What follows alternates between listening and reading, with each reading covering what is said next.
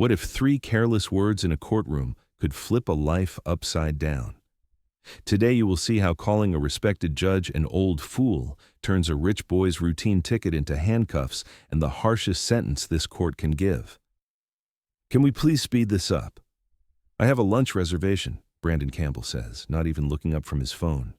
He's 22 years old, wrapped in a tailored navy suit, a slim silver watch catching the fluorescent light every time he scrolls. The leather of his belt, the shine of his shoes, the relaxed way he leans on the defense table, every detail advertises money, and none of it advertises respect. Across from him, Judge Frank Caprio looks over the rim of his glasses at the file in front of him.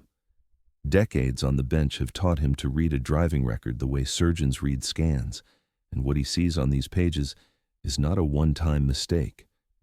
It is a pattern, a slope that has been tilting the same direction for far too long. Mr. Campbell, the judge says evenly, this is your 4th appearance in less than a year. Speeding, reckless operation, running a red light, failure to yield at a crosswalk. Does any of this sound familiar to you? Brandon lets out a short, amused breath, the ghost of a laugh. Honestly, it sounds like a road in Providence. Everyone drives like that, Your Honor. I just had the bad luck of meeting officers with quotas. The gallery shifts in their seats, the kind of restless movement that means they are listening harder, not less. A woman in a faded supermarket uniform tightens her grip on her purse. An older man in a mechanic's jacket shakes his head once. They all had to take time off work to be here. Put the phone away, Mr. Campbell, Caprio says. This is a courtroom, not a waiting room at a restaurant. Brandon rolls his eyes just enough that the cameras in the back could catch it if they are looking. He slides the phone into his pocket with a theatrical sigh and folds his arms, the posture of someone indulging in inconvenience, not facing a judge. I am here, he says. I am willing to pay whatever the fine is. I respect your time, Your Honor, but I have a life outside of this building. There's a beat of silence. Caprio takes off his glasses, polishes them slowly, and puts them back on with the care of a man who never hurries on principle. Public safety does not pause for anyone's lunch plans, he says quietly. Brandon's jaw tightens. Look, he starts, catching himself half a breath too late. Your Honor, he corrects, but the word he almost said hangs in the air like smoke that refuses to disperse. Caprio's eyes narrow, not in anger, but in recognition. What did you just call me? He asks. I called you Your Honor, Brandon says, widening his eyes in mock innocence. You heard me. No, the judge replies, voice still calm. Before that. A hush settles over the courtroom, the restless shifting replaced by a waiting stillness. One of the court officers shifts his weight and then freezes, as if even that sound would be too loud right now. Brandon decides to double down.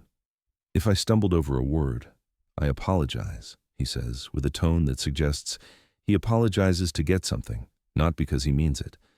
But honestly, this feels like a lot of drama for a speeding ticket. Caprio reaches for a different folder, thicker than the one in front of him, the edges worn from recent handling. Mr. Campbell, he says, a one-time mistake is a ticket. What you have built for yourself is not a ticket. It is a record, Brandon shifts, a small pulse of annoyance flaring behind his eyes. A record of being young in a city that does not know how to mind its own business, he says. Caprio opens the folder.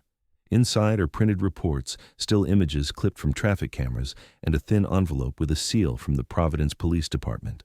He looks up at the clerk. Please lower the lights and prepare the courtroom display, he says. Brandon squints. Display? He repeats. This is not a show. Oh, but it is, someone whispers from the back, barely audible, a line that dies quickly but not before it earns a few suppressed smiles. The overhead fluorescents dim with a soft electric sigh, and the screen on the wall behind the witness stand flickers to life with a cold blue glow. For the first time, Brandon glances over his shoulder at it, a quick look he tries to pretend he did not make. Caprio rests his fingers lightly on the control panel built into the bench. When a person appears in this courtroom once, he says, I listen to the excuse. When they appear twice, I look at the pattern. When they appear as often as you do, Mr. Campbell, he lets the sentence hang, then presses one button.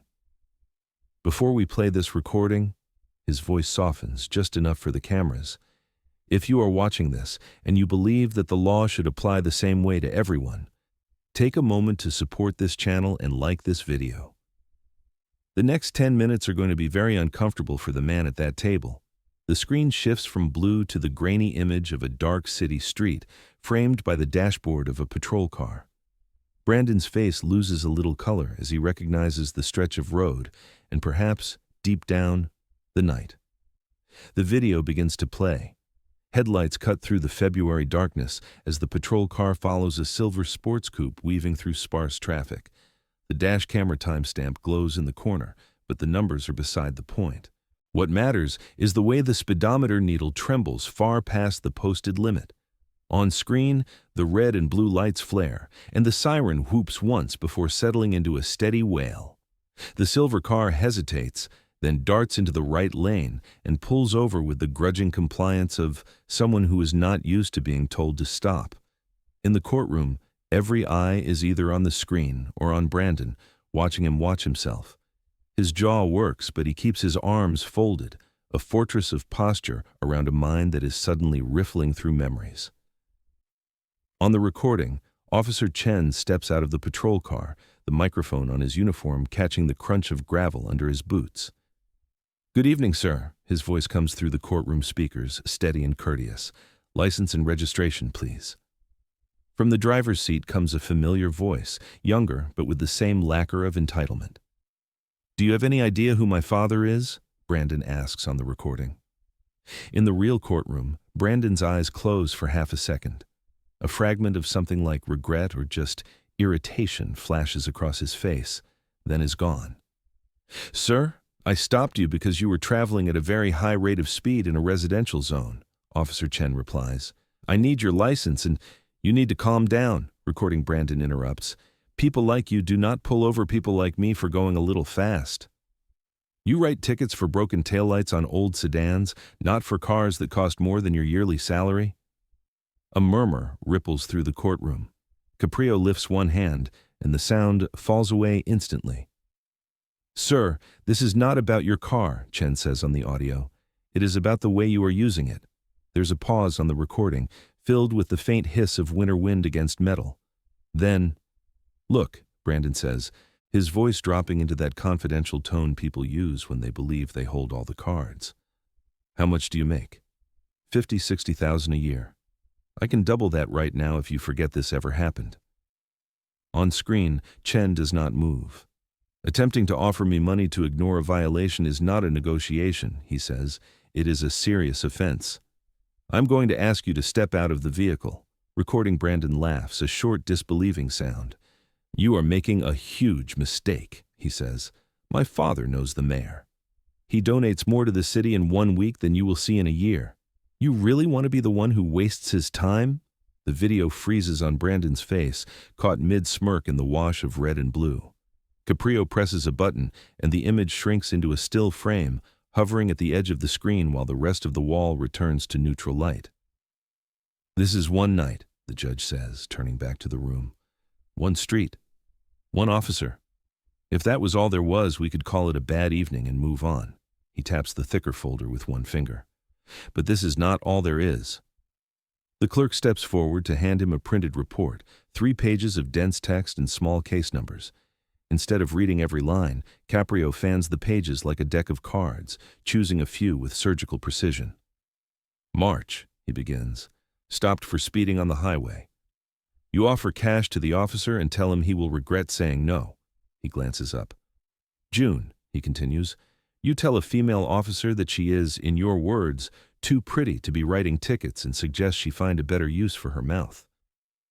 A woman in the gallery exhales sharply and looks away, as if she has heard that line somewhere before, from someone who thought it was clever. "October," Caprio says. "You call another officer a slur that this courtroom will not repeat and tell him people like him should be grateful they even have jobs." He closes the file instead of finishing the list, laying his palm flat on the cover. "We could keep turning pages," he says, "but you already know what is in them. And so does everyone in this room.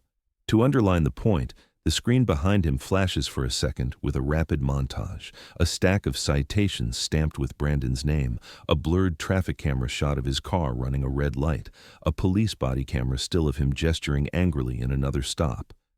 Then, it goes dark again. Brandon swallows. His bravado has not vanished, but it is cracked, thin fractures running through the smooth surface. "I was under a lot of pressure," he says, voice tighter now. "You have no idea what it is like to have everyone watching you, expecting you to live up to a name, to a company, to...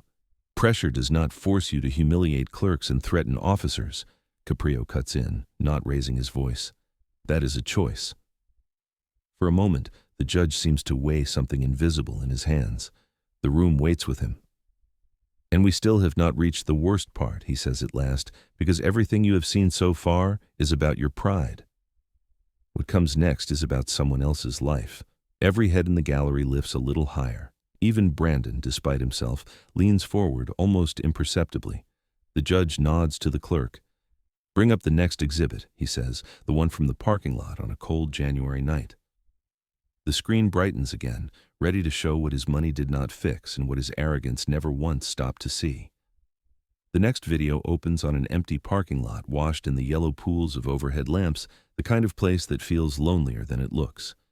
Dirty snow is piled along the edges of cracked asphalt, and the camera's date stamp marks a night in January when most people with options are at home, not finishing a shift. A small sedan sits in one of the middle spaces, its paint dull but clean, the kind of car that means reliability, not status. From the right side of the frame, a silver sports car slices into view, too fast for this quiet place, its headlights flaring white across the windshield of the parked vehicle. There is no sound at first, just the visual violence of motion against stillness. Then, the impact. A shudder that ripples through the sedan's frame as the sports car clips its front bumper, pushes it half a meter sideways, and then jerks back into reverse. The sports car pauses for a fraction of a second, exhaust puffing into the cold air like indecision. Then it backs up, turns sharply, and slides out of the lot, taillights shrinking into the dark. In the courtroom, the only sound is the quiet whir of the ceiling fan and someone's distant cough. Caprio lets the video play all the way through the moment where the sedan sits crooked and wounded, then freezes the frame. "This car," he says, "belongs to Maria Santos. She is a nurse at St. Joseph's. She works double shifts and takes care of 3 children." On the screen, a still image replaces the parking lot. A woman in scrubs, hair tucked back, dark circles under her eyes, smiling wearily at the camera, as if trying not to waste anyone's time with her own fatigue. It is the photo from an employment file, not a social feed, and that alone tells part of her story.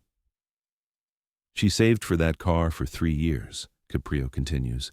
"It got her to the hospital and back without 2 bus transfers and a long walk on icy sidewalks.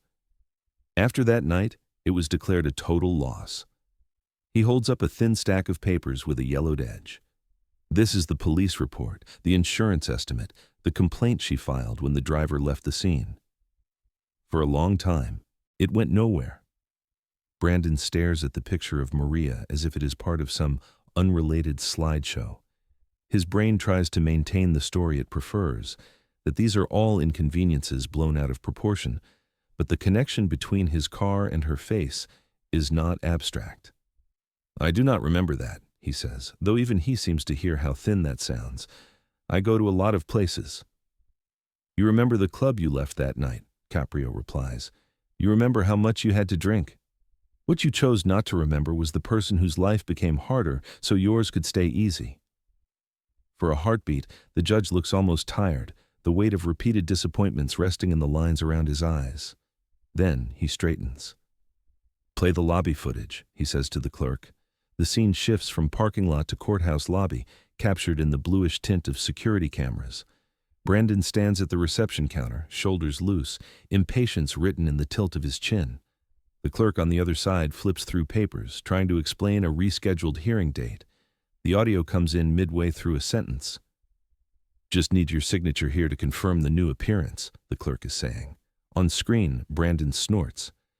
"I'm not signing anything," he says. "You people create paperwork to feel important."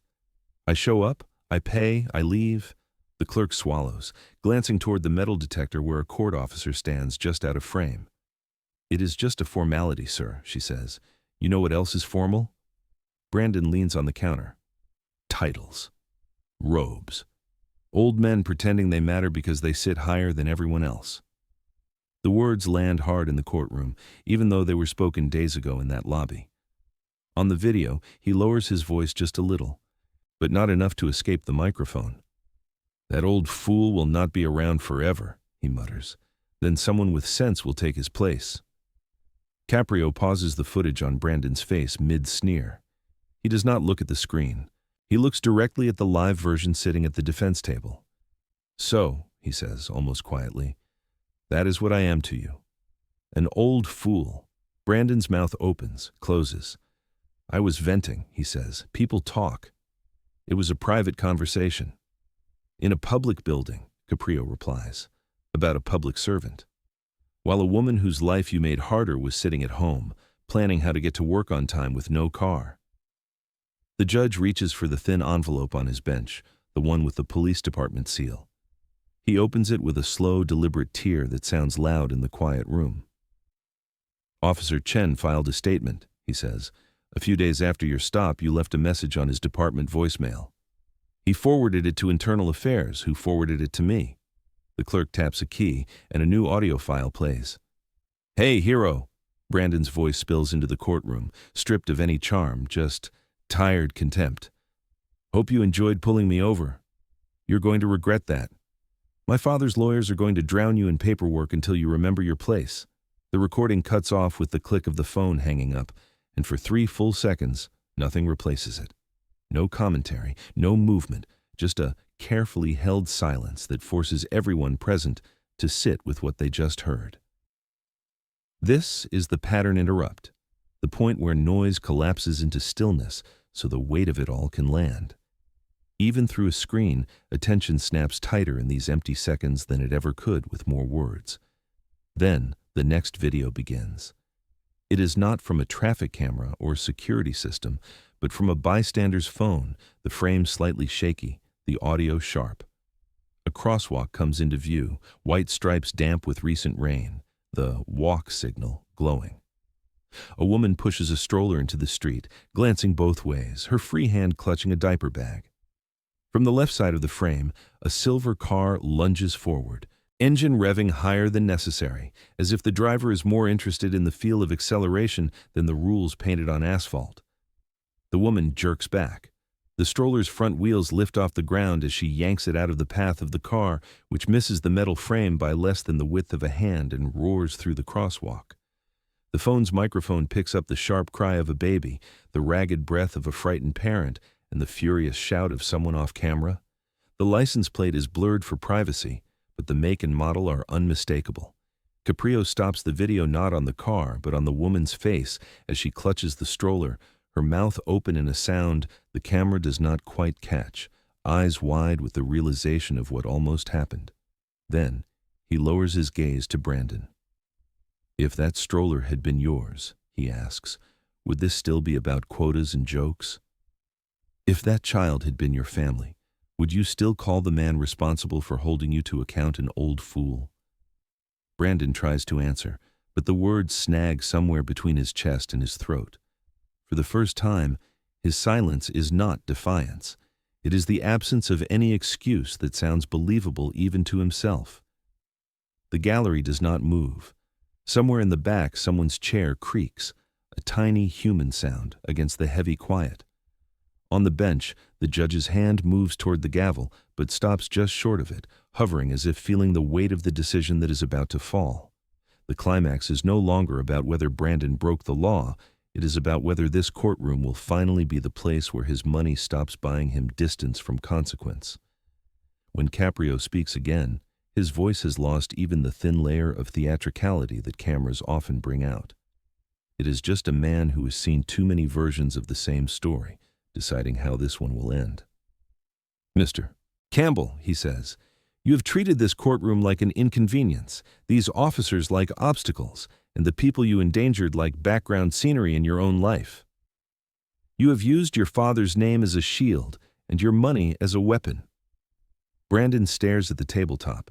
His fingers, finally free of something to hold or scroll, press into the wood hard enough to blanch the skin. Pressure is not an excuse for cruelty, the judge continues. Being watched does not require you to look down on everyone watching. You were given opportunities most people in this city will never see, and you chose to use them to bully clerks and threaten officers. He does not list every incident again. The room already carries them like echoes. Instead, he narrows all of it to a single, clear choice. This court finds you guilty of reckless endangerment and contempt, he says. As a bench hearing, the decision rests with me alone.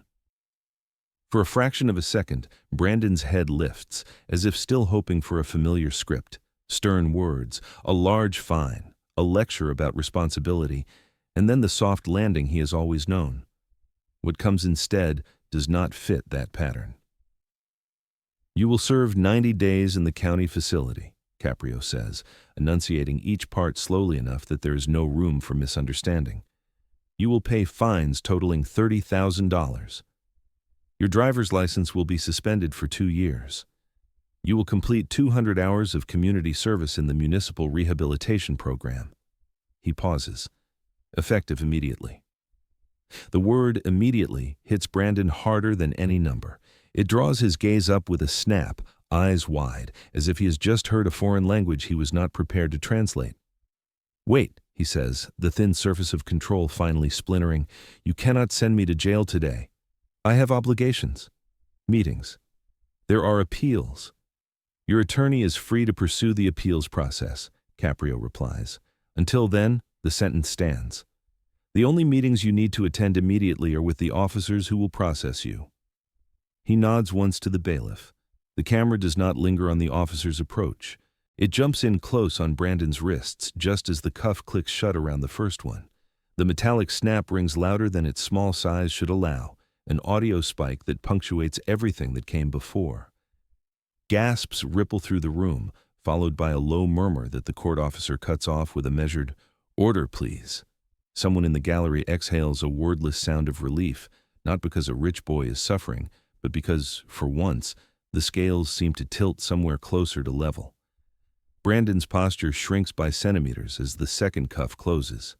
The man who walked in as if the room existed for his inconvenience now stands with his shoulders slightly forward, hands pinned, the expensive tailoring suddenly irrelevant. "This is not real," he whispers, more to himself than anyone else. "This cannot be happening." "It is as real as the woman waiting for 2 buses in the snow," Caprio says. "As real as the officer who goes to work wondering if a phone call will cost him his career because he did his job. As real as the mother who almost watched a stroller disappear under the front of your car." The bailiff begins to lead Brandon toward the side door that feeds into the holding cells. For just a second, Brandon glances back over his shoulder at the bench, eyes catching on the judge who did not move when money and threats pushed.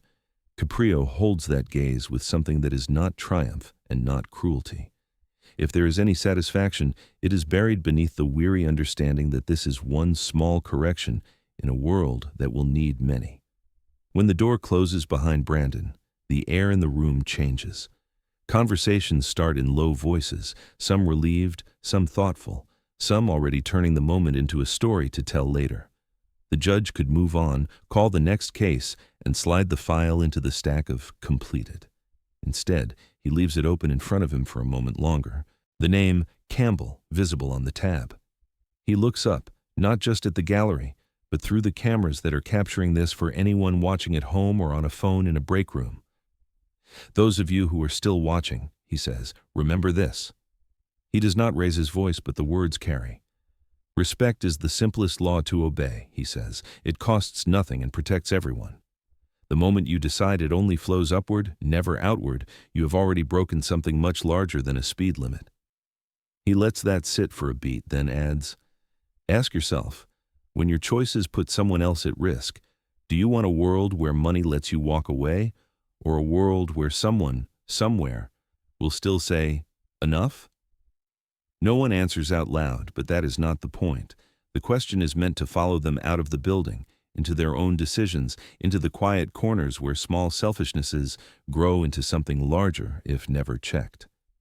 Finally, Caprio closes the file. Next case, he says, the formal words returning, the machinery of justice grinding forward again. But as he reaches for the next folder, his eyes flick once more to the empty chair where Brandon sat. Justice is not revenge, he murmurs, just loud enough for the microphones to catch. It is remembrance. Fade out on the worn wood of the bench, the faint reflection of overhead lights on the polished surface, the echo of that last line hovering in the space where one man's entitlement met its limit. Dramatization for storytelling and education, not legal advice or reporting.